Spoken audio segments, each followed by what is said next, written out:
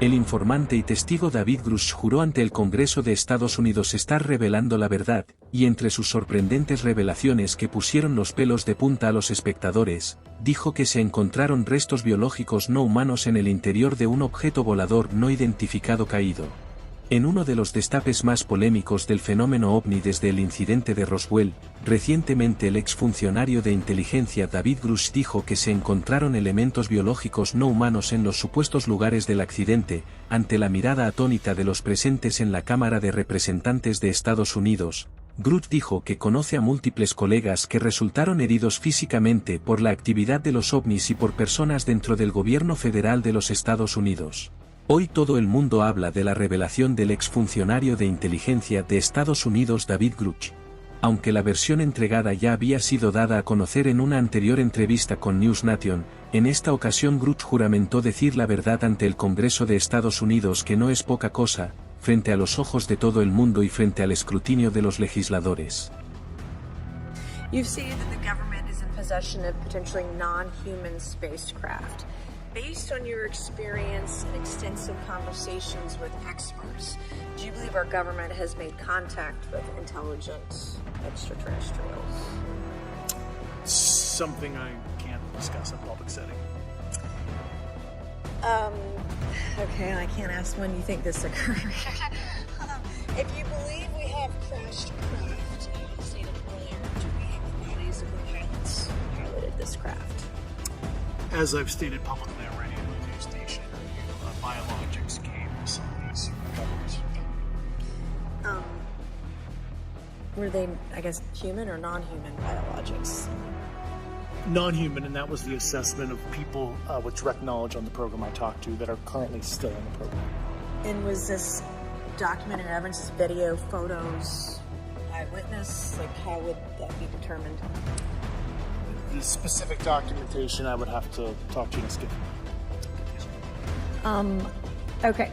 So, and you may or may not be able to answer my last question, and maybe we get into a skiff at the next hearing that we have, but who in the government, either what agency, sub-agency, what contractors, who should be called into the next hearing about UAPs, either in a public setting or even in a private setting? And you probably can't name names, but what agencies or organizations, contractors, et cetera, do we need to call in to get these questions answered, whether it's about funding, what programs are happening, and what's out there?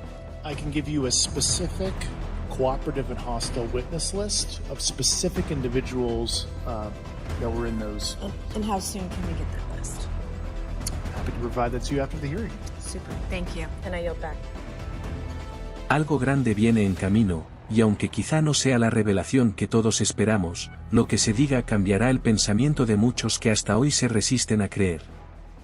Ahora, lo que me parece interesante de analizar es que desde el 2019 estamos viviendo momentos convulsionados, y todos saben a qué me refiero. ¿Y ahora esto?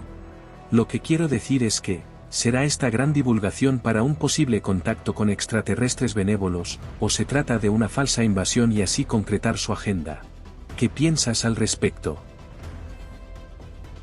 I've been doing this a long time, and I was traveling around America in the 1990s. I was talking to whistleblowers who were from the inside of the military industrial intelligence complex, and they were telling me that flying saucers were being flown by the American military. Because it's a simple thing. If you can keep from the public the cutting edge of technology that you have, then when you start flying what you really have around, people look and go, well, humans haven't got this, so it's an alien operation of some kind. And I remember back in the 1990s, the Canadian journalist Serge Monast, who died in 1996 of a heart attack when he had no history of problems, the day after he'd spent the night in jail as part of a a constant attack and intimidation of him by the authorities after he began to reveal something called Project Bluebeam. And this was a plan, he said, to create the illusion of a, quote, alien invasion that would, in one area, unite the world against a common enemy. Another aspect of possibility is that this alien invasion comes in as the savior of humanity after catastrophe unfolds. But the point is that the technology that he said would be used to scam this apparent alien invasion is very much with us now. And it was founded, he said, on holographic projections in the sky. And what Monas was talking about was, first of all, apparent ships in the sky, but also the projection of religious figures in the sky over areas of the world where that religious figure is most revered. So it would be Jesus in the Christian world, Muhammad in the Islamic world, and so on. And I remember, Gaz, back in the 1990s when I was in America a lot of the time and researching this whole UFO alien subject, that there was complete dismissal from the authorities. You remember Roswell, it's a weather balloon, and oh no, there's no evidence, oh UFOs, oh yeah, just crazy conspiracy theorists, UFO nuts. And yet, you've seen in recent years how suddenly that has changed. Now the Pentagon are publishing reports from the experiences of Navy pilots who are reporting seeing craft that, from their perspective anyway, couldn't possibly do what they are witnessing them doing. Like moving at incredible speeds, like over America or coming out of the ocean off the west coast of America. I've heard that many times during the 1990s that people have seen that. And that they were changing direction at these fantastic speeds and then basically disappearing, which means leaving our reality that we can perceive called visible light. And so I look at this and I look at what Monas talked about. And I think we have to be very, very streetwise to the fact that the fake alien invasion, whatever gloss or spin they put on it for their own benefit, i.e. centralization of power, is very much a possibility. And I remember too, there was a guy called Werner von Braun. He was a German. He was serving the Nazi party of Adolf Hitler. He was behind the V2 rockets that were fired on London.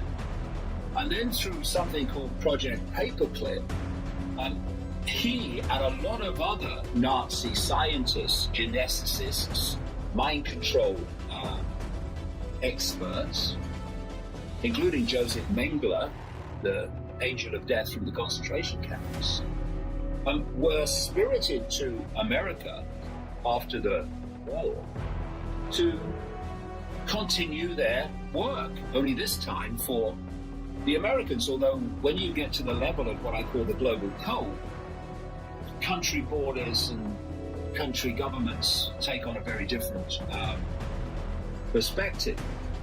It's actually one code. And so Werner von Braun was the major figure behind the Saturn V rockets that are said to have powered the moon landings.